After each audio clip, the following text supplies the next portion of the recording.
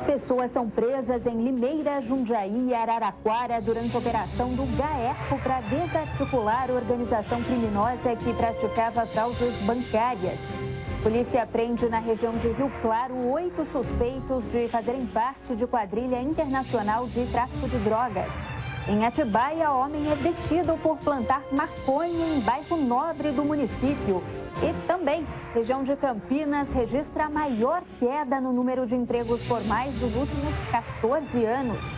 Agora, no Band Cidade.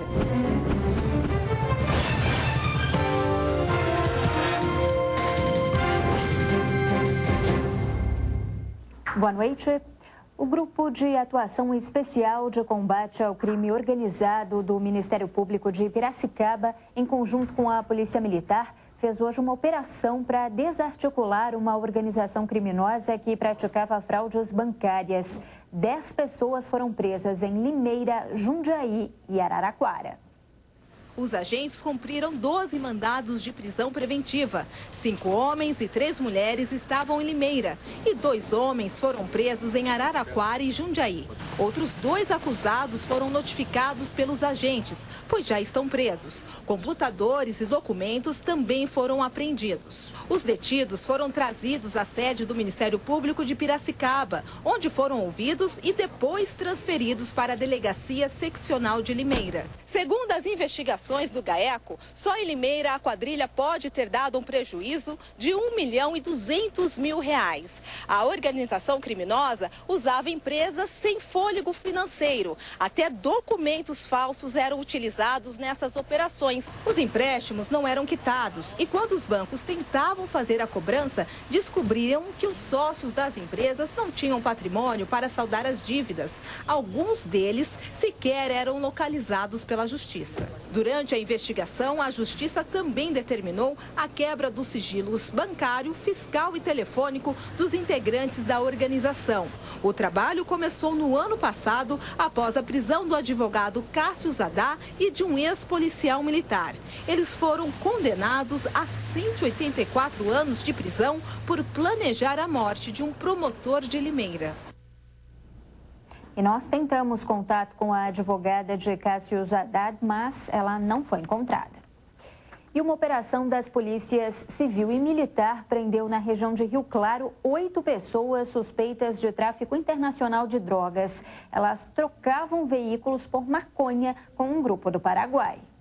A investigação da Polícia Civil de Rio Claro durou 4 meses. Um policial da fronteira entre o Brasil e o Paraguai desconfiou quando viu 2 veículos da cidade de Rio Claro atravessando a fronteira, um seguido do outro. Nós apuramos que furtos e roubos de veículos em Rio Claro e região estavam sendo trocados com produtores de entorpecente no país Paraguai. Mais precisamente na cidade de Bela Vista, no país Paraguai. 4 pessoas foram presas em flagrante no dia 20 de janeiro, no momento em que faziam o transporte da droga. Foram apreendidas 1 tonelada e 200 quilos de maconha. Durante a operação nesta segunda-feira, foram presas mais 8 pessoas em Rio Claro e Leme. 4 suspeitos estão foragidos. A polícia suspeita que essa quadrilha tenha aplicado golpes em seguradoras de veículos. No final de dezembro, a Band mostrou a fragilidade da fronteira terrestre entre Brasil e o Paraguai. Na ocasião, representantes dos órgãos de fiscalização assumiram a falta de estrutura para combater o crime organizado. A região de fronteira ela é extensa e com o efetivo baixo da fiscalização, de todas as forças, é difícil a gente cobrir essa área enorme. Em Atibaia, um homem foi preso hoje suspeito de tráfico de drogas. Com ele, a polícia encontrou pelo menos 15 pés de maconha. Daniel Varone, conhecido como o Mago da Maconha, foi preso no final da manhã desta terça-feira na casa onde morava, no Jardim Giglio, bairro Nobre de Atibaia, interior de São Paulo. No quintal da residência, ele tinha uma plantação de maconha. Ele possuía uma estufa com ventilação artificial, com sistema de irrigamento.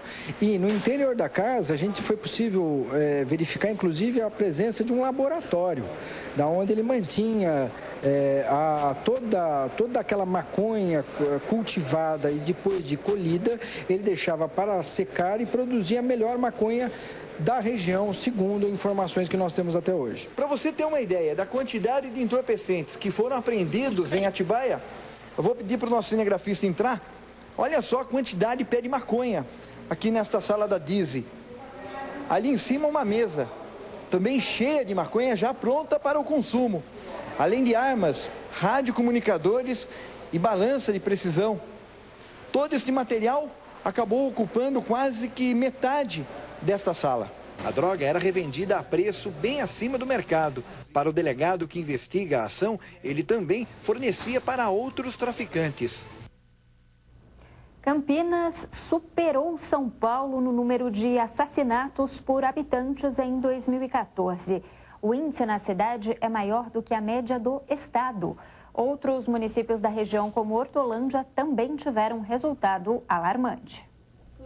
No dia 12 de janeiro de 2014, Rosimeire perdeu o filho de 30 anos. Alexandro estava sentado na calçada em frente à casa dele, com 3 amigos comendo pizza, quando foi executado com 3 tiros na cabeça. Ele sentou com mais 4 amigos, que era vizinho dele. 2 irmãos, até a vizinha perdeu 2 filhos. Era 2 irmãos e um outro. E do nada chegaram atirando neles. Além dele, outras 11 pessoas foram mortas na região do Ouro Verde depois da morte de um policial militar. Essa foi a maior chacina da história de Campinas. Até agora, o caso continua sem solução. É uma sensação, eu não sei te explicar, de ver essas pessoas aí impune. E eu perdi a metade de mim, eu morri junto com meu filho. Este episódio fez com que o número de homicídios na cidade crescesse em 2014. Foram 145 contra 136 no ano anterior. Com estes números, a taxa de assassinatos por 100 mil habitantes em Campinas superou a média do estado e até mesmo a da capital paulista. O índice ficou em 12,91 contra 9,83 de São Paulo e 10,06 do estado. As cidades crescem sem qualquer planejamento e, com isso, os problemas sociais se avolumam. De que forma? Com péssimas escolas municipais, péssimas praças públicas. Então, tudo isso vai se deteriorando. Também nós temos o problema do quê?